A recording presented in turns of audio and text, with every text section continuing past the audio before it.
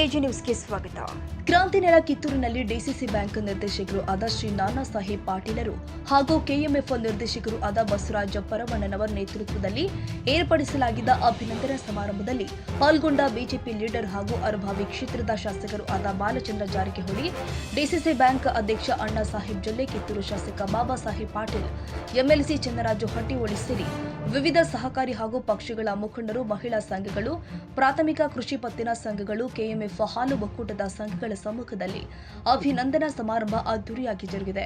ಈ ಸಂದರ್ಭದಲ್ಲಿ ಎಲ್ಲಾ ಗಣ್ಯರಿಗೆ ಸನ್ಮಾನ ಮಾಡಲಾಗಿದೆ. ನಂತರ ನಮ್ಮ ನ್ಯೂಸ್ ಸಮೂಹದ ರಾಜ್ಯ ಉಪಸಂಪಾದಕ ಬಸವರಾಜ್ ನಡೆಸಿದ ಸಂವಾದದಲ್ಲಿ ಮಾತನಾಡಿದ ಕೆಎಂಎಫ್ ಅಧ್ಯಕ್ಷರು ಹಾಗೂ ಬಿಜೆಪಿ ನಾಯಕರು ಆದ ಬಾಲಚಂದ್ರ ಜಾರಕಿಹೊಳಿ ವಿವಿಧ ಪ್ರಶ್ನೆಗಳಿಗೆ ಉತ್ತರ ಕೊಟ್ಟಿದ್ದಾರೆ. ಸನ್ಮಾನ ಮಾಡ್ಲಿಕ್ಕೆ ಬಂದಿರೋ ಸರ್, ನಮಸ್ತೆ.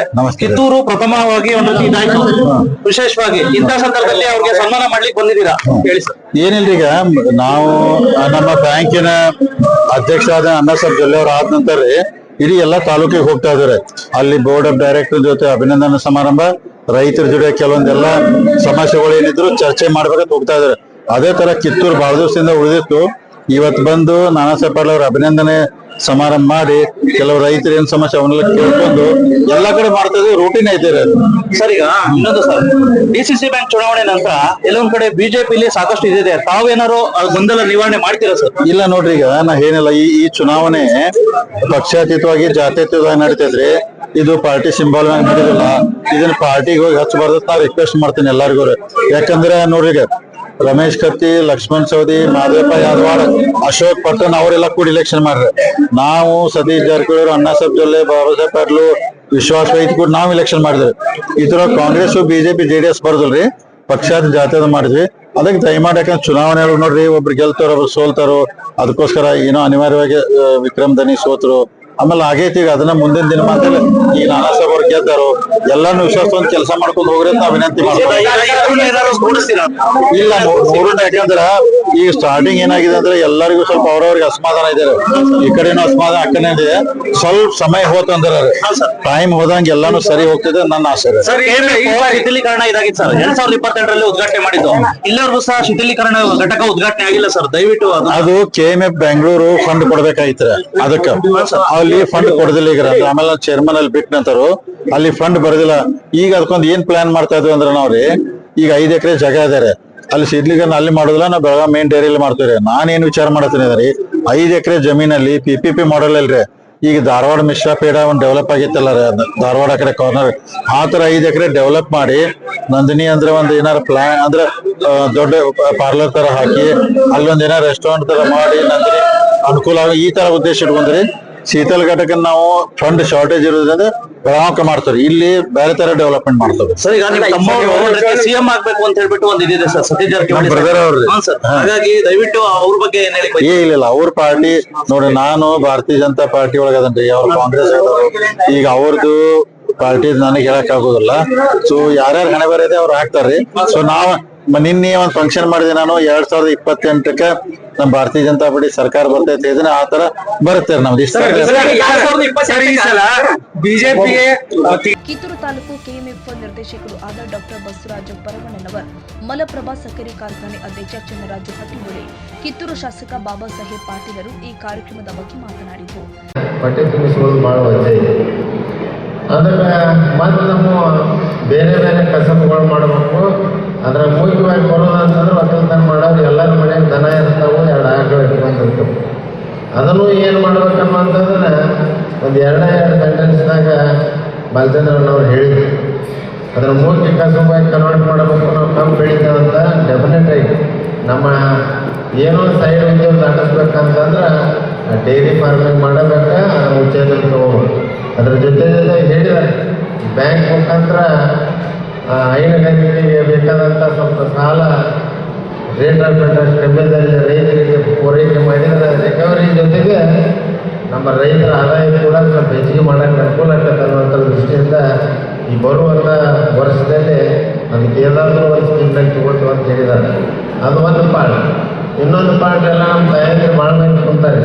ಎಲ್ಲ ಸಂತಾನು SSG ಗ್ರೂಪ್ ಮಾಡ್ಕೊಂಡಾರು, ಮತ್ತೊಂದು ಮಾಡಿದರು, ಮಾಡತ್ತಾರ. ಆ ಕೌಶಲ್ಯತೆಯೂ ಐತೆ ಅವ್ರಿಗೆ ಮಾಡ್ಬೇಕನ್ನಂತ.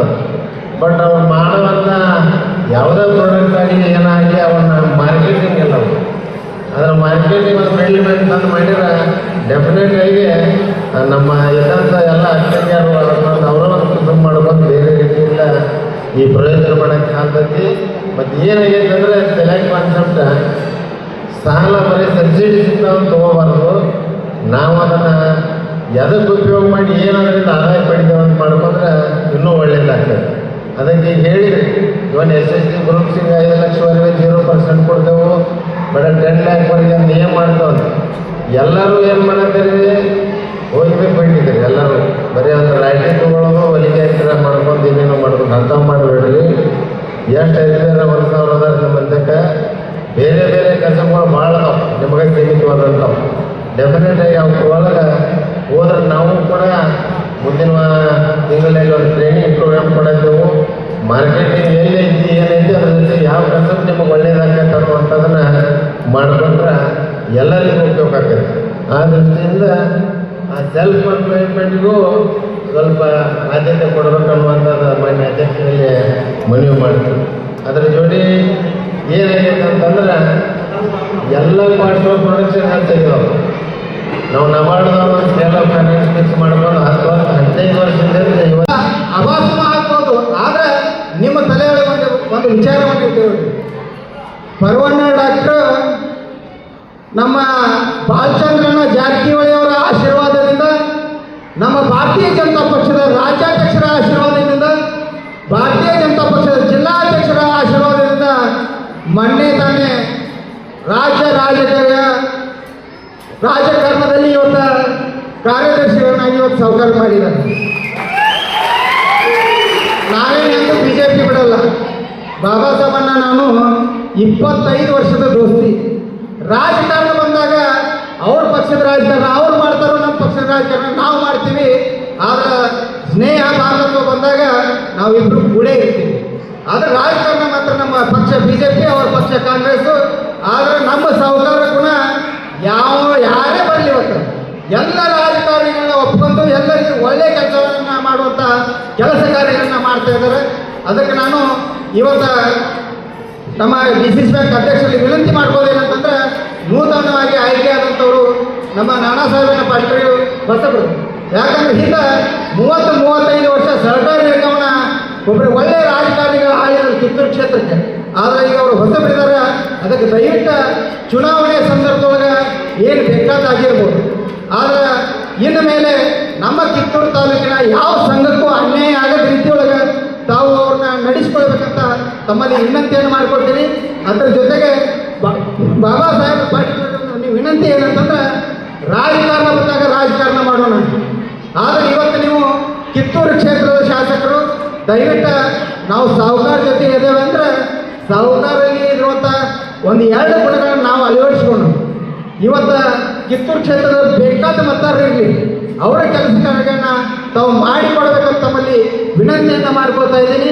ಅದರ ಜೊತೆಗೆ ಇವತ್ತು ಮೊನ್ನೆ ನಡೆದಂಥ DCC ಬ್ಯಾಂಕ್ನೊಳಗೆ ಏನೇನೋ ಗಲಾಟೆಗಳು ನಡೆದವು. ಆದರೆ ಬರುವಂಥ ದಿನದೊಳಗೆ ಅದಕ್ಕೆ ಬಡ್ಡಿಯಲ್ಲ ಚಕ್ರ ಬಡ್ಡಿ ಸಮೇತ ಉತ್ತರ ಕೊಡ್ತೀನಿ ಅನ್ನುವಂಥ ಮಾತನ್ನು ಈ ಸಂದರ್ಭದಲ್ಲಿ ಹೇಳ್ತಾ ಇದ್ದೀನಿ. ವಿಶೇಷವಾಗಿ ಈ ಸಂದರ್ಭದೊಳಗೆ ಸನ್ಮಾನ್ಯ ಇವತ್ತಿನ ಅಧ್ಯಕ್ಷತೆಯನ್ನು ವಹಿಸಿರ್ತಕ್ಕ ಬಾಬಾ ಸಾಹೇಬನ ಪಾಟೀಲರಿಗೆ ಎಲ್ಲ ವಿಷಯಗಳಿದೆ. ಈ ಕಾರ್ಯಕ್ರಮದಲ್ಲಿ ಬೇಡ, ಇನ್ನೊಂದು ವಿಶೇಷವಾದ ಕಾರ್ಯಕ್ರಮವನ್ನು ಇಟ್ಕೊಂಡು DCC ಬ್ಯಾಂಕ್ ಚುನಾವಣೆ ನಡೆದಂಥ ಪ್ರತಿಯೊಂದು ಇಂಚು ಮಾಹಿತಿಯನ್ನು ಕಿತ್ತೂರು ಕ್ಷೇತ್ರ ಮತ್ತು ಬೆಳಗಾವಿ ಜಿಲ್ಲೆಗೆ ತೋರಿಸುವಂಥ ಕೆಲಸ ಇಬ್ಬರು ಕೂಡಿ ಮಾಡೋಣ ಅನ್ನುವಂಥ ಮಾತನ್ನು ಈ ಸಂದರ್ಭದಲ್ಲಿ ಹೇಳ್ತಾ ಇದ್ದೀನಿ. ದಯವಿಟ್ಟು ಈ ಕಾರ್ಯಕ್ರಮದೊಳಗೆ ತಾವೆಲ್ಲ ಏನು ಭಾಗಿಯಾಗಿದ್ದಿರಲ್ಲ, ನನ್ನ ವೈಯಕ್ತಿಕ ಒಂದು ವಿನಂತಿ ಏನಂದ್ರೆ, ನಾನು 2004 ರಾಜಕಾರಣ ಮಾಡಕ್ಕೆ ಬಂದಿದ್ದೀನಿ. ಇವತ್ತಿಗೂ ಕೂಡ ಯಾವುದೇ 5 ಪೈಸಾ ಅವ್ಯವಹಾರ ಮಾಡದೆ ರಾಜಕಾರಣವನ್ನು ಮಾಡಿದ್ದೀನಿ. ಇವತ್ತು ಪರವಣ್ಣ ಡಾಕ್ಟರ್ ನಮ್ಮವಂತ ಹೇಳಕ್ಕೆ ನಿಮಗೆಲ್ಲ ಹೆಮ್ಮೆ ಇದೆ ಅನ್ನೋದನ್ನು ನನ್ನ ಆತ್ಮಸಾಕ್ಷಿಯಿಂದ ಹೇಳ್ತಾ ಇದ್ದೀನಿ. ಆದರೆ ಯಾವ್ಯಾವ ಏನೇನು ಮಾತಾಡಿದಾನ ಅವನಿಗೆ ಕಾಲಕ್ಕೆ ತಕ್ಕಂತೆ ಉತ್ತರವನ್ನು ಕೊಡುವಂಥ ಕೆಲಸ ಮಾಡ್ತಿದ್ದೀವಿ. ಇದು ಬರೀ ಟ್ರೈಲರ್, ಇದು ಪಿಕ್ಚರ್ ಇನ್ನೂ ಭಾಳ ಬಾಕಿ ಅದ.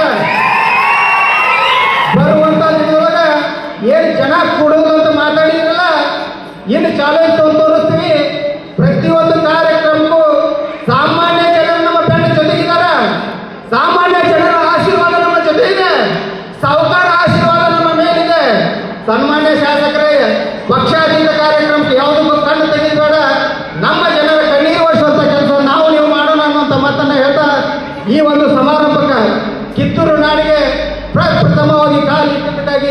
ಬಾಲಚಂದ್ರಪ್ಪ ಜಾರಕಿಹೊಳಿ ಅವರಿಗೂ ಮತ್ತು ಜೊಲ್ಲೆಯನ್ನವರಿಗೂ ತಮ್ಮೆಲ್ಲರಿಗೂ ವಂದಿಸಿ ನನ್ನ ಮಾತಿಗೆ ಅದನ್ನು ನೀವು ಅಂತಿರ್ಬೋದು, ಅವ್ರು ಆರೋಪ ಮಾಡಿದ್ರು ಕೂಡ ನೀವು ಯಾಕೆ ಉತ್ತರ ಕೊಟ್ಟಿರಬಾರ್ದು ಅಥವಾ ನೀವು ಯಾಕೆ ಅದರ ಒಂದು ವಿಶ್ಲೇಷಣೆ ಹೇಳಿ.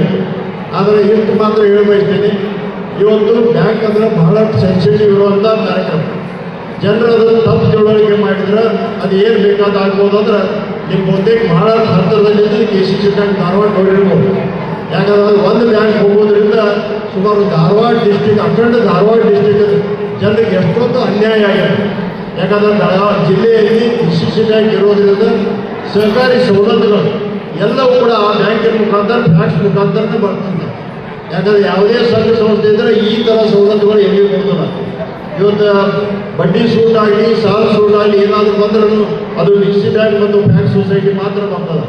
ಇವತ್ತು 0%, 3% ಎಲ್ಲಾದರೂ ಸಾಲ ಸಿಗ್ತದಂದ್ರೆ ಅದು DC ಬ್ಯಾಂಕ್ ಮತ್ತು ಫ್ಯಾಕ್ಸ್ ಸೊಸೈಟಿ ಅನ್ನೋದು. ಈ ಪ್ರಕಾರಗಳು ಇರೋದ್ರಿಂದ ಇವತ್ತು ಬಾಲಚಂದ್ರ ಜಾರಕಿಹೊಳಿ ಅವರು ಮತ್ತು ಸತೀಶ್ ಜಾರಕಿಹೊಳಿ ನಾವು ಎಲ್ಲರೂ ಸೇರಿ ಇವತ್ತು ಇದು ಒಳ್ಳೆಯ ರೀತಿ ನಡೀಬೇಕಂತ ತಿಳ್ಬೋದು. ನಿಮ್ಮ ಭಾಗದಿಂದ ಕೂಡ ನಾನಾ ಸಾಹೇಬ್ ಪಾಟೀಲರನ್ನು ಆರಿಸಿಕೊಟ್ಟಿದ್ದೇವೆ. ಇವತ್ತು ಕಿತ್ತೂರು ಹೊಸ ತಾಲೂಕು ಅಂದ್ರೆ ಇವತ್ತು ಒಳ್ಳೆಯ ನಿರ್ದೇಶನವನ್ನು ಆರಿಸಿಕೊಟ್ಟಿದ್ದೀವಿ.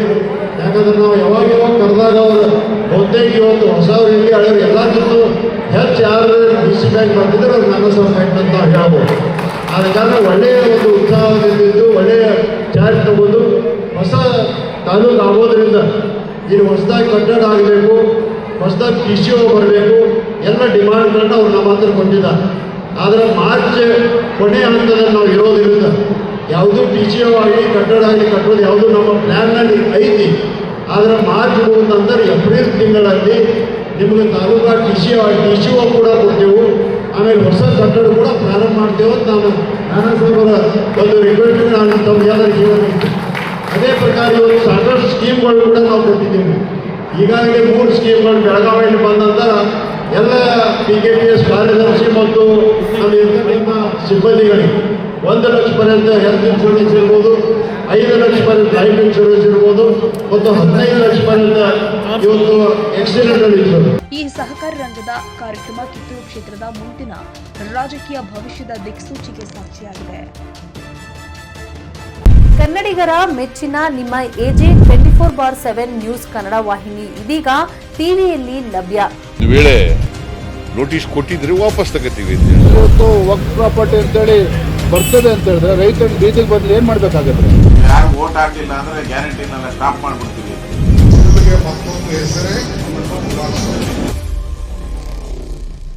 ಕರ್ನಾಟಕ ಮತ್ತು ದೇಶ ವಿದೇಶ 360 ಡಿಗ್ರಿ ಸುದ್ದಿ ಹಾಗೂ ಉತ್ತರ ಕರ್ನಾಟಕ ಬೆಳಗಾವಿ, ಬಾಗಲಕೋಟೆ, ಧಾರವಾಡ, ಹಾವೇರಿ, ಗದಗ, ಬಿಜಾಪುರ ಜಿಲ್ಲೆಯ ಕ್ಷಣ ಕ್ಷಣದ ವಿವರವನ್ನ ಪಡೆಯುವುದಕ್ಕೆ AJ 24/7 ನ್ಯೂಸ್ ಕನ್ನಡ ವಾಹಿನಿಯನ್ನ ಲೈಕ್ ಮಾಡಿ, ವಿಡಿಯೋಗಳನ್ನ ಶೇರ್ ಮಾಡಿ, ಕಮೆಂಟ್ ಮಾಡುವ ಮೂಲಕ ನಮ್ಮ ವಾಹಿನಿಗೆ ಸಹಕಾರ ನೀಡಿ ಮತ್ತು ಚಾನೆಲ್ ಅನ್ನ ಸಬ್ಸ್ಕ್ರೈಬ್ ಮಾಡಿ.